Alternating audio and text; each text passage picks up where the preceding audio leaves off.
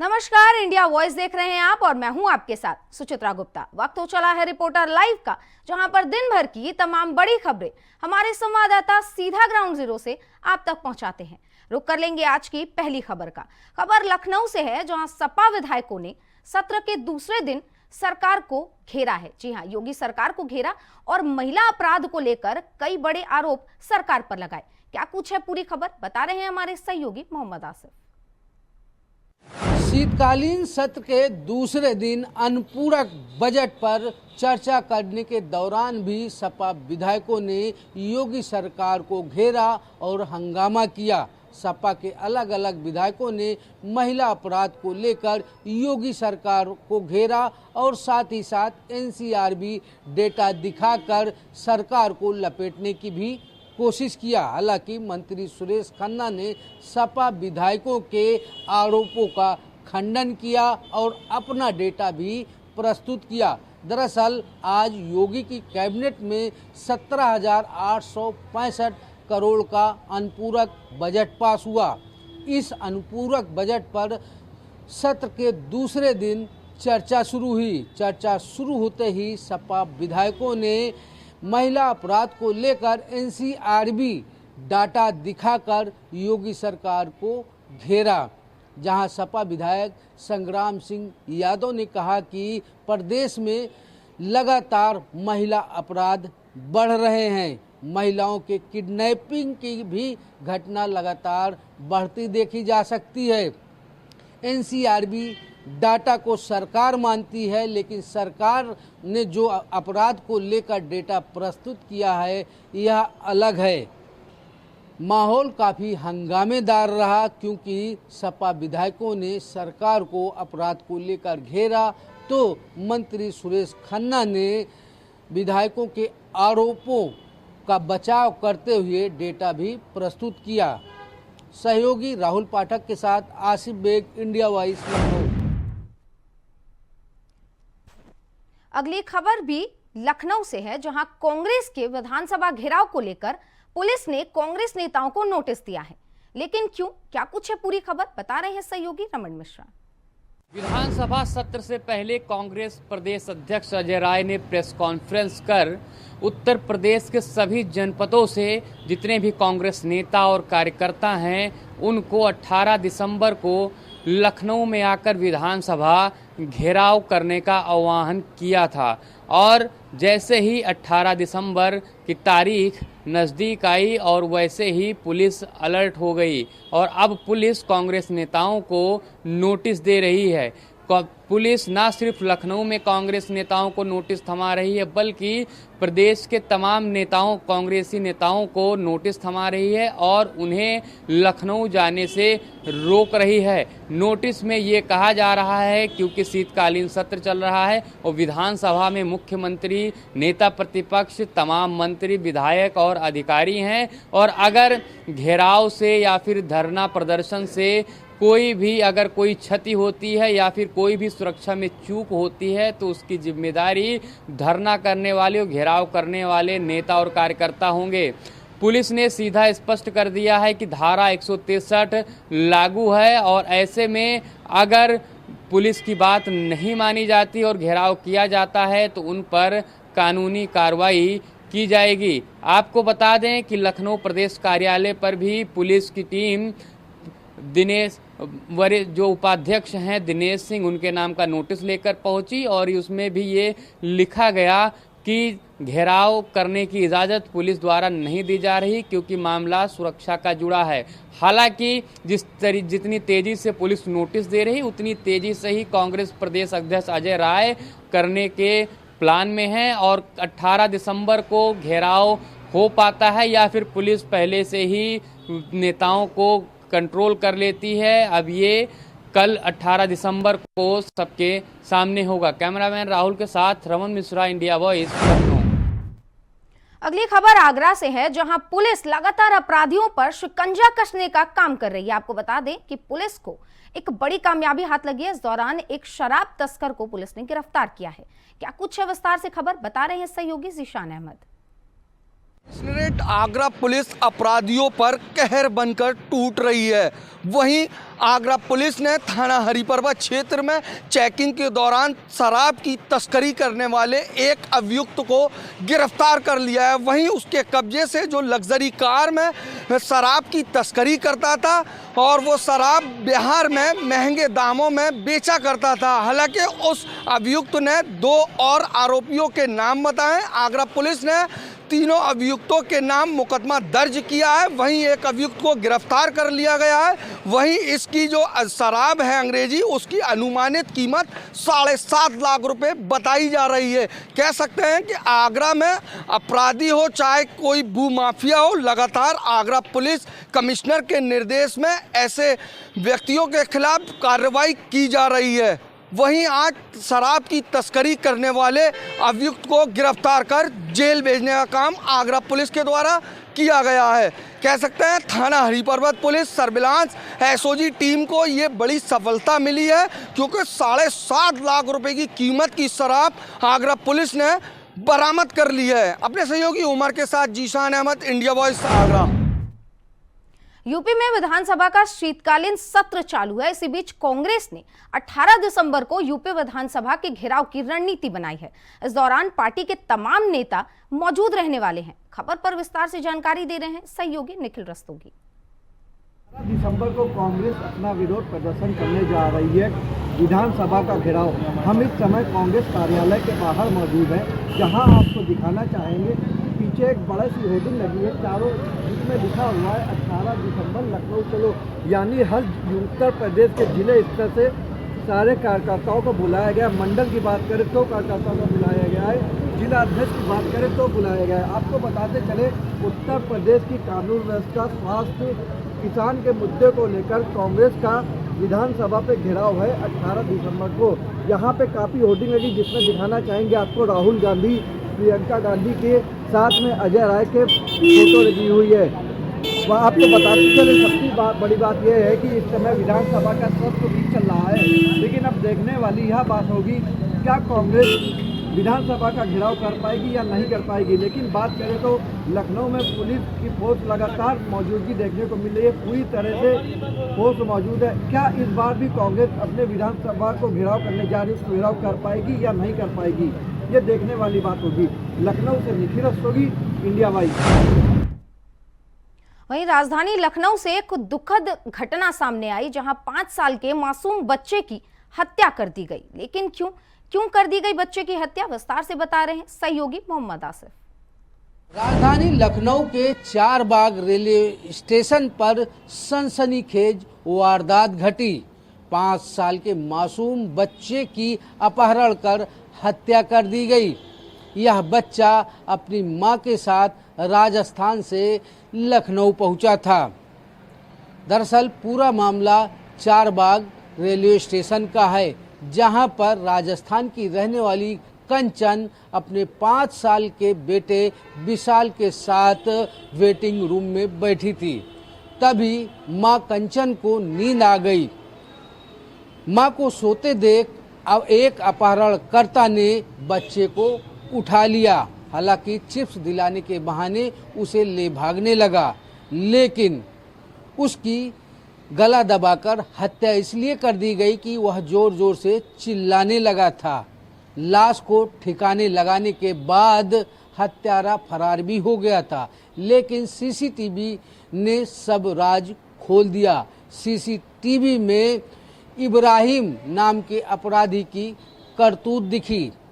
GRP ने इब्राहिम को गिरफ्तार किया तो उसने सारा राज भी उगल दिया। इब्राहिम ने बताया कि वह बच्चे की हत्या नहीं करना चाह रहा था। जब वह रोने लगा तो उसने उसका मुंह दबा दिया और इसी बीच दम घुटने से विशाल की मौत हो गई। फिलहाल जिस तरह से यह हैरत अंगेज कारनामा सामने आया है, इससे कहीं न कहीं रेलवे स्टेशन, बस स्टेशन पर बच्चों को लेकर यात्रियों को सतर्क रहने की भी जरूरत है। सहयोगी राहुल पाठक के साथ आसिफ बेग, इंडिया वॉइस, लखनऊ। अगली खबर मेरठ से है, जहां थाना ब्रह्मपुरे पुलिस ने अंतर राजकीय वाहन चोर गिरोह का खुलासा कर 4 आरोपियों को गिरफ्तार कर लिया है। लेकिन कैसे बनाई गई ये रणनीति पुलिस ने, जिसकी वजह से ये आरोपी गिरफ्तार हुए हैं, विस्तार से बता रहे हैं सहयोगी शाहरुख सैफी। मेरठ थाना ब्रह्मपुरी पुलिस को मिली एक बड़ी सफलता। आपको बता दें, एक अंतरराज्यीय चोर गिरोह का पर्दाफाश किया है, जिसमें 4 आरोपी गिरफ्तार किए हैं और पुलिस ने भारी मात्रा में वाहन भी बरामद किए हैं, जिसमें ये एनसीआर से लेकर के हापुड़, मेरठ, यहाँ से वाहन चोरी कर करके देहातों में सप्लाई करते थे, जिनकी कीमत 4 से 5 हज़ार रुपये रहती थी। और जिसमें बताया जा रहा है कि एक ये मास्टर की रखते थे, मास्टर की से किसी भी वाहन का ये लॉक खोल करके उसको वहां से उठा करके 4 से 5 हज़ार रुपये में देहातों में बेचा करते थे। पुलिस ने आज एक प्रेस कॉन्फ्रेंस करने के बाद ये बड़ा खुलासा किया है, जिसमें 4 आरोपी गिरफ्तार किए हैं और बताया जा रहा है कि इनका जो गिरोह है उसका भी जल्दी खुलासा किया जाएगा। मेरठ से इंडिया वॉइस के लिए शाहरुख सैफी। देश और प्रदेश के अलग अलग जगहों से लगातार दशकों पुराने मंदिर मिलने का सिलसिला जारी है। इसी बीच वाराणसी में भी एक ऐसा ही मंदिर मिला, जहां 10 साल बाद मंदिर में एक बार फिर से पूजा पाठ शुरू की गई। खबर पर विस्तार से जानकारी दे रहे हैं सहयोगी धर्मेंद्र। के बाद अब काशी में भी एक बंद वर्षों पुराने मंदिर के मिलने से वाराणसी में भी सनातनियों में आक्रोश दिखाई पड़ा है। वाराणसी के मदनपुरा क्षेत्र में एक गली में लगभग काफ़ी वर्षों से बंद एक मंदिर के मिलने के बाद वाराणसी के तमाम सनातन से जुड़े हुए तमाम संगठनों ने इस मामले को उठाया है और सरकार से मांग की है कि बंद इस मंदिर को पुनः खोला जाए और खोलने के बाद पूजा अर्चना की जाए, जिसको लेकर के वाराणसी में तमाम धर्म से जुड़े हुए धर्मार्थियों के द्वारा इस मांग को उठाई जा रही है। इस मांग को उठाने के बाद इस मंदिर के करीब फोर्स लगा दी गई है सुरक्षा के कारणों को देखते हुए। वहीं तमाम आला अधिकारी मौके पर पहुंचकर मुआयना करने पहुंच चुके हैं। किसी अप्रिय घटना न हो इसके लिए सुरक्षा व्यवस्था कड़ी कर दी गई है। सनातन धर्म के सनातन प्रेमी प्रदेश अध्यक्ष, सनातन रक्षा मंच के प्रदेश अध्यक्ष ने इस मामले को उठाया है और यह कहा है कि यह मंदिर लगभग 40 वर्षों से ताले बंद किए गए हैं, जिसमें पूजा अर्चना नहीं हो पा रही है। 250 वर्ष पुरानी मंदिर बताई जा रही है। इसको लेकर के मुख्यमंत्री योगी आदित्यनाथ से इस मामले में मांग की गई है। खबर सुल्तानपुर से है, जहां एक स्कूल में साइंस एग्जीबिशन का आयोजन किया गया, जिसमें कई बच्चों ने कई तरीके के साइंस प्रोजेक्ट्स बनाए। खबर पर विस्तार से जानकारी दे रहे हैं हमारे सहयोगी शैलेश श्रीवास्तव। कार्य कुशलता को बढ़ावा देने के लिए योगी सरकार ने हमेशा से अनेक योजनाएं निकाली है। उसी क्रम में विद्यालयों में भी तमाम तरह की प्रदर्शनी का आयोजन किया जाता है। आपको बता दें, आज इस विद्यालय में भी विज्ञान प्रदर्शनी का आयोजन किया गया है। आइए आपको दिखाते हैं, कुछ बच्चे हमारे साथ मौजूद हैं, उनसे बात भी करेंगे किस तरह का प्रोजेक्ट है। क्या नाम है बेटा आपका? अलीशा। कैसा प्रोजेक्ट बनाया है? आपकी प्रोजेक्ट क्या है और उसके बारे में बताइए। Solar system. A solar system is a collection of essential bodies held together by the sun's gravitational pull. The sun is the largest star in the solar system. The solar system consists 8 planets, 5 rock planets, hundreds of moons and thousands of asteroids and comets. The asteroid belt is located at Mars and Jupiter. Thank you. Have a wonderful day. देखिए बच्चे ने किस प्रकार से इसको define किया है। आप और भी प्रोजेक्ट बच्चे ने बनाया है, उनसे भी बात करने की कोशिश करेंगे। क्या नाम बेटा आपका? क्या प्रोजेक्ट बनाया है? Electric lift. इलेक्ट्रिक लिफ्ट, उसके बारे में बताएंगे आप? An electric lift is a mechanical device designed to raise or lower object vertically using an electric motor. An electric motor drives cables that are connected to a pulley traction system. An electric lift is a machine that uses electricity to move people or things vertically. Thanks. तो आप देख सकते हैं खासा उत्साह बच्चों में है अपने प्रोजेक्ट के लेके, और उसके बारे में अच्छी खासी जानकारी भी जुटा रखी है। एक बच्ची हमारे साथ और भी मौजूद है। क्या नाम बेटा आपका? अन्य सिंह। क्या बनाया है आपने? मैंने रेन वाटर डिटेक्टर बनाया है। तो अपने प्रोजेक्ट के बारे में कुछ बताइए। This is very simple but very useful project which automatically triggered when it rain. It is useful for home applications.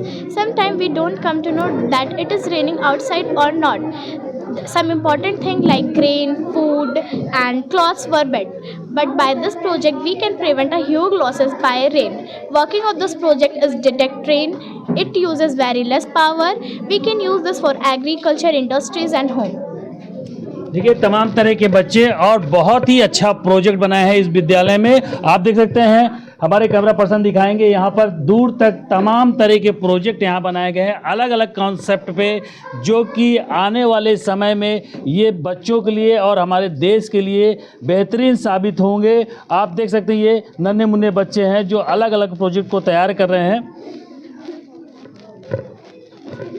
निश्चित तौर पे इन बच्चों का भविष्य और आने वाले प्रोजेक्ट में जिस हिसाब से इस कॉन्सेप्ट को दिया गया है, कहीं न कहीं ये प्रेरणा का काम करेगा। सुल्तानपुर से शैलेश श्रीवास्तव, इंडिया वॉइस। खबर पीलीभीत से है, जहां प्रशासन का अतिक्रमण के खिलाफ लगातार एक्शन जारी है। आपको बता दें कि पीलीभीत में प्रशासन ने बुलडोजर चलाकर अतिक्रमण को ढा दिया।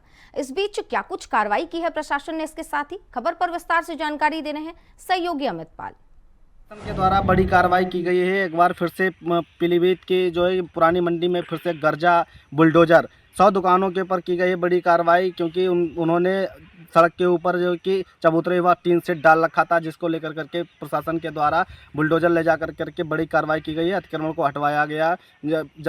पब्लिक के अनुसार आए दिन शिकायतें आती रहती थी और वहीं मुख्यमंत्री के आदेश के अनुसार प्रशासन के द्वारा मजिस्ट्रेट के द्वारा बड़ी कार्रवाई की गई है और 100 दुकानों के चबूतरे व टीन सेट हटाए गए हैं, क्योंकि आवागमन में ज़्यादा परेशानी हो रही थी, जिसको लेकर करके प्रशासन के द्वारा है बड़ी कार्रवाई की गई है। पीलीभीत का मामला है, पुरानी मंडी के पास जो है कि अतिक्रमण किया गया था, जिसको लेकर करके बड़ी कार्रवाई करने के बाद में चबूतरे हटवाए गए, क्योंकि आवागमन में पब्लिक को ज़्यादा अधिक जाम लग रही थी, आवागमन में भी दिक्कत हो रही थी। और मजिस्ट्रेट के द्वारा भी ये भी बताया गया है कि आए दिन जैसे कि जो जाम लग रही है, जिसके लेके अतिक्रमण किया गया है, फिर आने वाले दिनों में 2-4 दिन के अंदर फिर से अतिक्रमण हटाने के लिए बोला गया है, क्योंकि जाम अधिकतर लगती चली जा रही है और अतिक्रमण भी बढ़ता चला जा रहा है, जिसको लेकर के अतिक्रमण हटाने के लिए प्रयास किया जा रहा है बराबर मजिस्ट्रेट के द्वारा। पीलीभीत में जो है कि बराबर जो है अतिक्रमण जो मामले आते रहते हैं सामने, वो हटाने के कार्य किया जाएगा और निरंतर जारी रहेगा। देखते रहे India voice, cameraman Niranjan Mishra के साथ। अगली खबर मिर्जापुर से है, जहां थाना देहात कोतवाली क्षेत्र के अंतर्गत धौरूपुर में 28 साल के एक युवक ने नशे की हालत में फांसी लगा ली। लेकिन क्यों, विस्तार से बता रहे हैं सहयोगी कमलेश।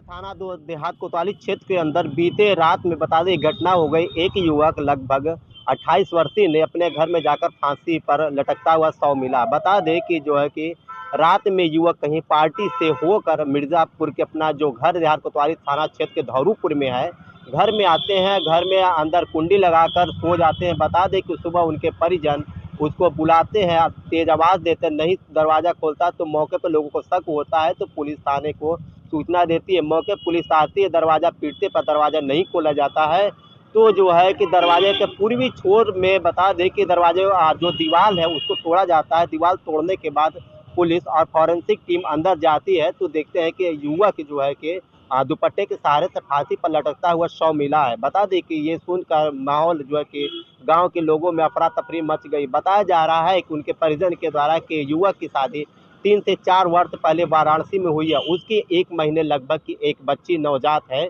जो कि उसकी पत्नी मायके में है, क्योंकि बताया जा रहा है कि उसकी अभी हाल ही में 1 महीने पहले जो है कि उस बच्ची को जन्म दिए तो मायके में उसकी देख रेख के लिए वहाँ पहुँचाया गया है। बता दें कि वो पार्टी होने के बाद नशे की हालत में थे और नशे की हालत में आकर युवक ने घर के अंदर बंद होकर जो फांसी पंथी पर लटका दी है। बता दें कि फॉरेंसिक टीम और पुलिस टीम मौके पहुंचकर लोगों से जो पंचनामा करके मोर्चरी घर भिजवाया गया है। मिर्जापुर से कमलेश कुमार, इंडिया वॉइस के लिए। खबर राजस्थान से है, जहां पीकेसी ईआरसीपी परियोजना की बड़ी सौगात मिली। लेकिन क्या है ये परियोजना और इससे किसको मिलेगा लाभ, विस्तार से बता रहे हैं हमारे सहयोगी कुलदीप। राजस्थान में आज प्रधानमंत्री नरेंद्र मोदी का दौरा रहा। ये दौरा ईआरसीपी परियोजना के शिलान्यास का रहा, जहां पर खुद प्रधानमंत्री ने ईआरसीपी यानी कि ईस्टर्न राजस्थान की कैनाल को एक बड़ा प्रोजेक्ट मानते हुए अब पूर्वी राजस्थान की जनता को पानी देने की सौगात दी है। तकरीबन 45,000 करोड़ रुपए की सौगात राजस्थान की जनता को मिली है, जहां पर खुद प्रधानमंत्री मंच में पहुंचने से पहले दादिया गांव के लोगों का अभिनंदन करते हैं, क्योंकि ये वही गांव है जहां पर लोकसभा में पहुंचने से पहले उन्होंने इस गांव में आकर लोगों से वादा किया था कि वो चुनाव जीतकर एक बार वापस लौटेंगे। और यहां पहुंचते ही रोड शो में लोगों का अभिनंदन करते हुए प्रधानमंत्री मंच पर पहुंचे, जहां पर मंच से इस योजना की शुरुआत की, जहां खुद प्रदेश के मुख्यमंत्री भजनलाल शर्मा और मध्य प्रदेश के मुख्यमंत्री मोहन यादव उनके साथ मौजूद रहे। इतने बड़े प्रोजेक्ट की शुरुआत के साथ राजस्थान की जनता का आभार व्यक्त किया। जिस तरीके के परिणाम लोकसभा में और राजस्थान के उपचुनाव में जनता ने भारतीय जनता पार्टी को दिए हैं, प्रधानमंत्री ने मंच से सभी को संबोधित करते हुए धन्यवाद ज्ञापित किया। उसके बाद कार्यकर्ताओं से मुलाकात के बाद वो सीधे दिल्ली रवाना हो गए हैं। अब ये देखना है कि पूर्वी राजस्थान को पानी कब तक मिलेगा, क्योंकि फाइल में हमेशा MOUs होते रहे हैं, लेकिन अब राजस्थान में जब प्रधानमंत्री ने इसकी शुरुआत कर दी है तो कब तक पूर्वी राजस्थान के लोग इस जल से सरोबार हो पाएंगे, ये आने वाला वक्त ही बता पाएगा। कैमरा पर्सन अभिजीत के साथ मैं कुलदीप, इंडिया वॉइस, जयपुर। खबर पीलीभीत से है, जहां प्रशासन के नाक के नीचे खनन माफिया सक्रिय हो गए हैं और रात के अंधेरे में खनन का काम लगातार जारी है। खबर पर विस्तार से जानकारी दे रहे हैं सहयोगी अमित पाल। पीलीभीत की कई तहसीलों में खनन का कारोबार बढ़ता चला जा रहा है। जैसे कि आपको बता दें, तहसील पूर्णपुर का ये मामला एक नया निकल के आ रहा है। खमरिया पट्टी के समीप एक खनन JCB के द्वारा रात के अंधेरों में किया जा रहा है। राजस्व विभाग ठंड की रात में जो है कि सोते हुए नजर आ रहा है। जैसे कि आपको बता दें, खनन का जो कारोबार तहसील कलीनगर, तहसील पूरनपुर में खनन का कारोबार बढ़ता चला जा रहा है। ट्रालियाँ रात भर गरजती रहती है, लेकिन प्रशासन के द्वारा कोई कार्रवाई नहीं की जाती है। अब देखना है, कई ऐसी खबरें भी प्रकाशित हो चुकी हैं, कई वीडियो वायरल हो चुके हैं, लेकिन प्रशासन जो है कि चैन की नींद सोता नजर आ रहा है। जैसे कि आपको बता दें, खमरिया पट्टी के समीप खनन माफियों के हौसले बुलंद है। रात के अंधेरे में जो है ट्रालियों की गड़गड़ाहट नजर आती रहती है। जैसे कि आपको बता दें, खनन जो है जोरों शोरों से खनन माफिया के हौसले बुलंद है। आखिर ये खनन किसके इशारों पे हो रहा है, कौन से अधिकारी के इशारों पे हो रहा है? क्योंकि राजस्व विभाग के द्वारा है, जो कि पूरी जानकारी रहती है, लेकिन उनके द्वारा कोई कार्रवाई नहीं की जाती है। क्योंकि एक तहसील में भी बड़ा खनन चल रहा है, लेकिन अधिकारियों के द्वारा कोई कार्रवाई नहीं की जाती है। आखिर किसके इशारे पे ये खनन होता नजर आ रहा है? जैसे कि आपको बता दें, बड़े खनन में जो है कि बड़े जो मतलब ये अधिकारी लोग हैं, मतलब कोई कार्रवाई नहीं की जाती है। खनन माफियों के हौसले बुलंद रहते हैं। देखते रहे इंडिया बाइट। अगली खबर मिर्जापुर से है, जहां मिर्जापुर रेलवे स्टेशन पर यात्रियों को प्रशासन ने एक बड़ी सौगात दी है। क्या कुछ सौगात है, ये बता रहे हैं विस्तार से सहयोगी कमलेश। खड़े हैं मिर्जापुर के रेलवे स्टेशन पर। बता दें कि मिर्जापुर का रेलवे स्टेशन का जो है कि बहुत अच्छे तरीके से, यानी कि बता दें कि जैसे महानगरों में रेलवे स्टेशन सुरक्षित रहता है और देखने में खूबसूरत बेहद नज़र आता है, वैसे मिर्जापुर का रेलवे स्टेशन भी बनाया जा रहा है। आप देख सकते हैं हमारे पीछे कितना काम लगा हुआ है, किस तरह से जैसे महानगरों में लाइट लगी रहती है, स्ट्रीट लाइट लगी रहती है, चारों तरफ काम फैला हुआ है। बता दें किस तरह से बहुत जल्द इसका उद्घाटन होने वाला है। और मिर्जापुर वासियों को जो रेलवे स्टेशन में यात्रा करने के लिए आते हैं, उनको एक बड़ी सौगात मिलने आती है। बता दें यहीं पर छोटे छोटे पार्क बनाए जा रहे हैं, एक बड़ी लंबी सड़कें कई भागों में बांटे गए हैं, बनाए जा रहे हैं। यहाँ पर बता दें कि रेल कोच रेस्टोरेंट भी खुल गया है। और उसी पर बता दें कि मिर्जापुर के जितने जो कि यात्री आएंगे, उन लोग की एक बड़ी सौगात मिली कि एक बड़े जगह का जो मिलेगा। आप पिछले जो कि कई वर्षों बता दें कि स्टेशन में कितने जाम की समस्या रहती थी और छोटे छोटे जगहों पर यात्रियों को समस्याओं का सामना करना पड़ता था। अब इतने बड़े बनाए जा रहे, जैसे कि प्रयागराज, वाराणसी, नई दिल्ली जैसे रेलवे स्टेशन में एकदम सुचारू रूप से सारी व्यवस्थाएं होती थी। खबर गाजियाबाद से है, जहां सर्दी बढ़ने की वजह से लोगों को कई तरीके की बीमारियों का सामना करना पड़ रहा है और इसे लेकर शासन स्तर से शीतलहर को लेकर ही एक एडवाइजरी जारी की गई है। क्या कुछ कहा गया है एडवाइजरी में, विस्तार से बता रहे हैं सहयोगी प्रथम चौधरी। शीतलहर को लेकर शासन की बड़ी एडवाइजरी, मरीजों को और तीमारदारों के लिए ठंड से बचाव के निर्देश। आपको बता दें, सर्दी बढ़ने के साथ ही साथ लोगों में कई प्रकार की बीमारियों का सामना करना पड़ रहा है। जैसे इस मौसम में खासकर हड्डी रोग, गंभीर बीमारियों से पीड़ित मरीजों और नवजात बच्चों की विशेष सावधानी बरतने की जरूरत है। आपको बता दें, मुख्य चिकित्सा अधिकारी डॉक्टर अखिलेश मेवाड़ ने जनपद के सभी प्रमुख सरकारी अस्पतालों में और सामुदायिक स्वास्थ्य केंद्रों में और प्राथमिक स्वास्थ्य केंद्रों की प्रभारियों को ठंड से बचाव के लिए कदम उठाने के लिए निर्देश दिए हैं। आपको बता दें, अस्पतालों में अतिरिक्त कंबल, हीटर और गर्म पानी की व्यवस्था सुनिश्चित करने को कहा गया है, ताकि मरीज और उनके परिजनों की किसी भी तरह की परेशानियों का सामना नहीं करना पड़े और वो ठंड से सुरक्षित रहें। इसके साथ ही नवजात बच्चों और जो हड्डी रोगियों के लिए विशेष सावधानी बरतने की सलाह दी है। मैं प्रथम चौधरी, इंडिया वॉइस, गाजियाबाद। इसी के साथ रिपोर्टर लाइव में आज के लिए बस इतना ही। देश और दुनिया की तमाम बड़ी खबरों के लिए आप बने रहिए इंडिया वॉइस के साथ। नमस्कार।